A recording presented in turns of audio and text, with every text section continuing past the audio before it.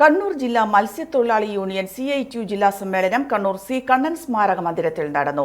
കേന്ദ്ര ഗവൺമെന്റിന്റെ blue economy നയം തിരുത്തണമെന്ന് സമ്മേളനം ആവശ്യപ്പെട്ടു. PP ചിത്തരഞ്ജൻ MLA സമ്മേളനം ഉദ്ഘാടനം ചെയ്തു. കോർപ്പറേറ്റുകളുടെ ഭരണമാണ് രാജ്യത്ത് നടക്കുന്നതെന്നും സാധാരണക്കാരുടെ ജീവിതം ദുരിതപൂർണമാവുകയാണെന്നും PP ചിത്തരഞ്ജൻ പറഞ്ഞു. അതോടൊപ്പം തന്നെ ഇപ്പോൾ വന്നിട്ടുള്ള ശാസ്ത്ര സാങ്കേതിക രംഗത്തെ വളർച്ചയെ അതിനെ ഉപയോഗപ്പെടുത്തി ഈ വേക്കൻസിനെ എടുക്കാതെ ജോലി ചെയ്യിപ്പിച്ചുകൊണ്ടേയിരിക്കുക. എന്നിട്ട് ജോലി ചെയ്യിപ്പിച്ച് സാധനം ഉണ്ടാക്കുന്ന ലാഭവും അത് നാടിന് വേണ്ടി ചെലവഴിക്കുന്ന അതാണ് അതിനേക്കാൾ ഗതികേടെ കഷ്ടം.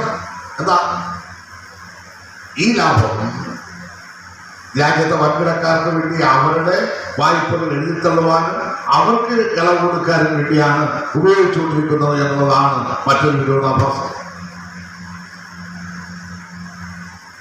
ഇന്ത്യ രാജ്യത്ത് പാസ്പോർട്ട് ഓഫീസുകൾ ഇപ്പൊ എന്താ സ്ഥിതി?